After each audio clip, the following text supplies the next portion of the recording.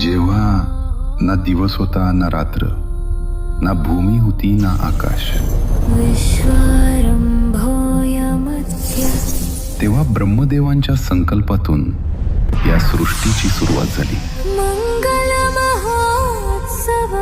म्हणूनच हा दिवस नववर्षाची सुरुवात मानला जातो.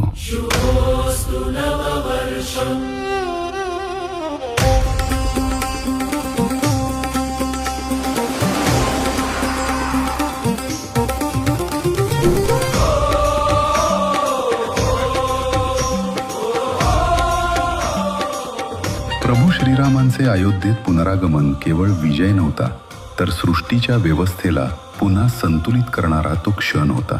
धर्माच्या पुनर्प्रतिष्ठेचा ध्वज होती गुढी. तीच गुढी उभारली गेली जेव्हा राजा शालिवाहनांनी असंभव विजय मिळवला.